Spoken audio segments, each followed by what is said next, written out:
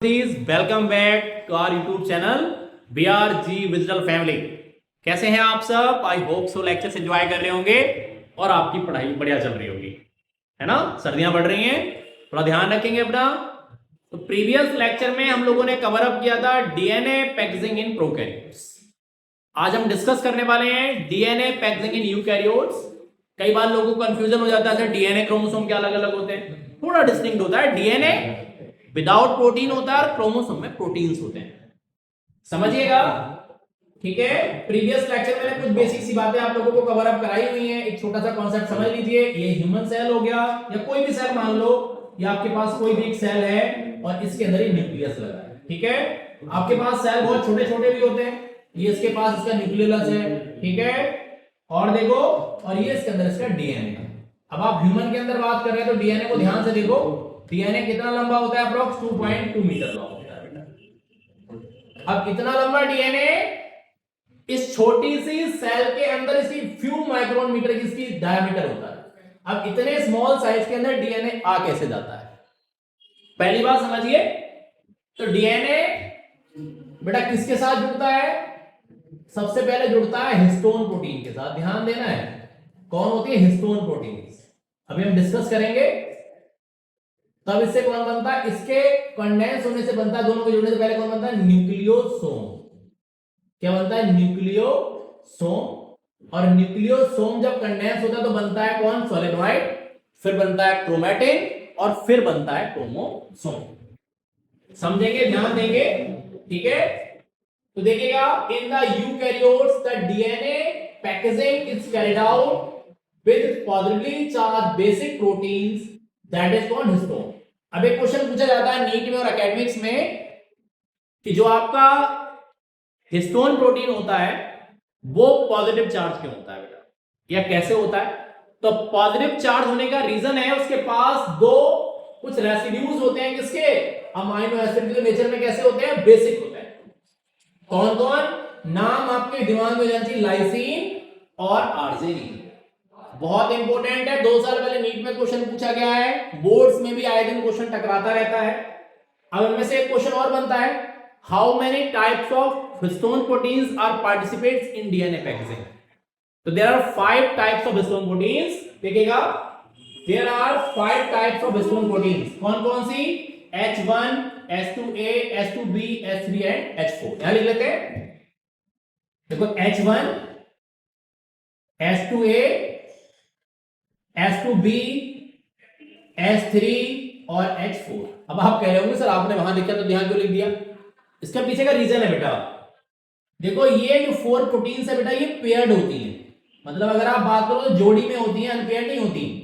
और ये कैसा होता है? ये अनपेयर्ड होता है। देखो सिंगल लिखा ना H1, तो ऐसे भी याद कर सकते हैं, जो H1 है तो 1 क्या अकेला ही तो भाई कैसा है? अनपेयर्ड। अब ध्यान दो, जब ये 4 प्रोटीन्स पेयर्ड है तो 4 टू कितने कितने हो गए? 8 प्रोटीन्स हो गए। बात समझ में आई? देखो दिखाया मैंने यहां, all histone proteins are paired except H1 protein.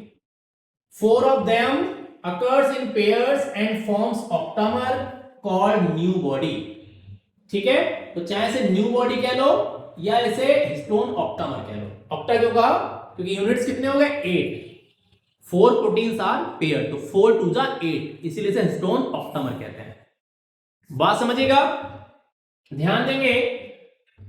अब ये देखो, ये बन गया आपका, ये है हिस्टोन ऑक्टामर, ठीक है, कोर ऑफ हिस्टोन ऑक्टामर आप यहां देख पा रहे होंगे। ध्यान से फोकस करेंगे तो लाइसिन और आर्जिनिन के होने की वजह से हिस्टोन प्रोटीन बाहर से कैसा हो जाता है? ये पॉजिटिव चार्ज होता है। देखिए ये पॉजिटिव चार्ज है पेरिफेरल सरफेस से, ये पॉजिटिव चार्ज हो गया। और डीएनए कैसा चार्ज है? Negative charge. अब आप जानते हैं सेम चार्जेस तो रिपल करते हैं और अपोजिट चार्जेस एक दूसरे को अट्रैक्ट करता है। बात समझ रहे हो? तो प्रोटीन पॉजिटिव चार्ज है, डीएनए नेगेटिव चार्ज है। तो अब डीएनए जो होता है वो किधर की तरफ? प्रोटीन की तरफ को अट्रैक्ट हो जाता है। Now start to wrap over the कौन? New body. और एक ऑक्टामर पर डीएनए के 200 बेस पेयर जुड़े होते हैं। ध्यान दीजिए, total number of base pair कितना होता है?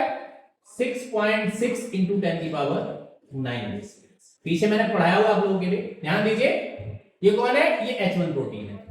एक न्यूक्लियोसोम और भी हो गया यहां, ऐसे मान के मैंने बना दिया तो ये ऐसा डीएनए का इसके ऊपर जाएगा, तो the part of DNA which connect या विच लाइज या which is adjacent between two nucleosome, किसी भी तरह से आप डेफिनेशन को समझ लो, इसे लिंकर डीएनए कहते हैं। क्या कहते हैं इसे बेटा? इसे कहते हैं linker DNA. Adjacent part of DNA which connect two adjacent nucleosome. बहुत सिंपल सी डेफिनेशन हो गई, समझ में आ रही है ना बात? ध्यान दो बिल्कुल। अब ये जब इसके ऊपर डीएनए रैप हो गया, अब इसे कहते हैं क्या? अब इसे कहते हैं न्यूक्लियोसोम। क्या कहते हैं? न्यूक्लियोसोम कहते हैं। ध्यान देना, तो ऑक्टामर क्या है? विदाउट डीएनए है, और जब उस ऑक्टामर के ऊपर कौन रैप हो गया? डीएनए, तो अब वो कौन है? न्यूक्लियोसोम है। ठीक है, बहुत ध्यान से समझना है। देखिए, the negatively charge DNA molecule wrapped over positively charged histone octamer to form nucleosome। तो कौन हो गया? Octamer plus DNA. तो क्या लिखा है? A typical nucleosome consists 200 base pair of DNA helix। बहुत ध्यान से लेबलिंग आ जाती है। अभी क्वेश्चन और आएगा, जब आप इसे माइक्रोस्कोप के अंदर देखेंगे तो कैसा दिखेगा? और क्या सिर्फ हिस्टोन प्रोटीन ही होती हैं जो डीएनए पैकेजिंग में पार्टिसिपेट करती हैं? नहीं, यहां कुछ और भी पॉजिटिवली चार्ज हिस्टोन प्रोटीन्स होती हैं। चलिए नेक्स्ट स्लाइड पर कवर अप करते हैं। यहां ध्यान से देख लो एक चीज, मैं फिर से बता रहा हूं, ऑक्टामर 4 पेयर प्रोटीन का स्ट्रक्चर है except H1। Okay, positively charge क्यों है? तो उसके बाद दो प्रोटीन कौन है? सॉरी, दो अमीनो एसिड कौन है? लाइसिन और आर्जिनिन। ध्यान से बिल्कुल समझेंगे तो कॉन्सेप्ट समझ में आ जाएगा, आप एक भी चीज मिस नहीं करने वाले। ठीक है, अब ध्यान देंगे, आगे कंटिन्यू करते हैं इसे। देखिएगा, thread like stain body seen nucleus called chromatin. ठीक है, जब आप इसे स्टेन करते हैं तो थ्रेड जो दिखता है उसे क्या कहते हैं? क्रोमैटिन कहते हैं। दो तरह का क्रोमैटिन होता है, यू और हेट्रो। ठीक है, यू क्रोमैटिन और हेट्रोक्रोमैटिन, आपको आगे और कराऊंगा। देखिए, the nucleosome in chromatin is seen as beads on stain under microscope. आप जरा यहां फोकस करो। ठीक है, देख पा रहे होंगे यहां, देखो ये आपको ऐसे दिख रहा है, आपकी एनसीईआरटी की इमेज है बेटा। ये मैंने कहीं और से नहीं उठाई, क्या आपको लग रहा हो राम सर ने कहीं और से उठा के पेस्ट मार दिया? नहीं, ये बिल्कुल सेम मैंने एनसीईआरटी की उठाई इमेज है बेटा। ऐसे देखो, अब इसके बीच में कुछ डीएनए जुड़ा हुआ देख पाएंगे आप। देखो ऐसे, ये देखो, ये ऐसे दिख रहा है, ऐसे ये ऐसे कनेक्ट होते हैं ऐसे। ठीक, बीड्स कहते हैं मोती को। देखो ये आपको एनलार्ज करके दिखाया गया है, आप यहां देख पाएंगे। तो अब क्वेश्चन आपसे पूछा जाता है, तो देखो, तो बीड्स कौन है? बीड्स कौन है? तो बीड किसे कहते हैं? मोती को कहते हैं। तो मोती कौन है? न्यूक्लियोसोम है बेटा। मतलब बीड्स कौन है? न्यूक्लियोसोम है। देखो, द बीड्स ऑन स्ट्रिंग और chromatin become packed to form chromatin fibre that are further coiled and condensed in metaphase stage to form chromosome। The packaging of chromatin at higher level require additional set of proteins termed as non-histone chromosomal proteins। मैं भी आपको बता रहा था, ध्यान देना है। और ये जो स्ट्रिंग, जो धागा है, इसे स्ट्रिंग कौन है? ये लिंकर डीएनए। कौन सा डीएनए बेटा? ये लिंकर डीएनए है। मैंने अभी आपको बताया ना, adjacent DNA that lies between two adjacent कौन? न्यूक्लियोसोम। उसके जो लगा हुआ डीएनए कौन कहलाता है? लिंकर डीएनए कहलाता है बेटा। बहुत इंपॉर्टेंट है, ध्यान देंगे। अब ये एनसीईआरटी का इंटेक्स्ट क्वेश्चन है बेटा। आप कहें ना राम से क्वेश्चन कहां से लेकर आ जाते हैं बेटा? तो मैं लेकर नहीं आता, आपके एनसीईआरटी में दे रखा है। सभी बच्चे ध्यान देंगे, तो एग्जाम्स क्लोज है बेटा। आप लेक्चर्स किसी का भी देख रहे हो, मेरा देख रहे हो, किसी और का देख रहे हो, बस एक छोटा सा सजेशन है मेरा आप सभी के लिए। आप कॉन्सेप्ट कहीं से भी पढ़िए, कहीं से भी समझिए, लेकिन उसके बाद उस टॉपिक का एनसीईआरटी जरूर पढ़िए। क्वेश्चन एनसीईआरटी की लाइन से आएगा। ठीक है, ये बात आप अपने दिमाग में बिल्कुल सेटल कर लो बेटा। मैं कुछ अलग से लेके नहीं आ रहा, ये सब एनसीईआरटी के अंदर है। आप चाहे नीट का एग्जाम दे रहे हैं, चाहे आप बोर्ड्स के लिए प्रेप कर रहे हैं बेटा, दोनों के लिए आपको सिर्फ एनसीईआरटी ही पढ़नी है, कुछ और पढ़ना ही नहीं है। लोग आपको बस, आप प्रैक्टिस के लिए कोई भी मॉड्यूल किसी भी बुक को कर सकते हैं मैक्सिमम से मैक्सिमम क्वेश्चन लगाने के लिए, बाकी पढ़नी आपको एनसीईआरटी ही है। ठीक है, एक शेड्यूल बना के रखिए एनसीईआरटी पढ़ने के तरीके, जिसमें टिप्स में आप लोगों से बात करूंगा कि what are the tips to read NCERT. NCERT को कैसे पढ़ें, उनके पॉइंट को कैसे मेमोराइज रखें। किसी दिन मैं एक आपका स्पेशल लेक्चर लेकर आऊंगा, तब हम उसमें इस बारे में बात करेंगे। फिलहाल अभी हमारा टॉपिक कंटिन्यू चल रहा है। तो देखो क्वेश्चन है, कि how many beads are present in mammalian cell. तो मैंने अभी आपको बताया कि एक बीट पे कितने बेस पेयर लगे बेटा, 200 बेस पेयर से। एक फॉर्मूला बनाया हुआ है हम लोगों ने, देखो number of beads equal to होता है 1/200 into number of base pair. तो देखो नंबर ऑफ बेस पेयर कितना है आपके पास, 6.6 × 10⁻9। तो देखो हमारे पास कितना कैलकुलेट हो रहा है, 3.3 × 10⁻7। तो 0 से 2 पावर कम हो जाएंगे। इसे आप क्या करो तो देखो कितना जब इधर जाएगा तो कैसे हो जाएगा, 3.3।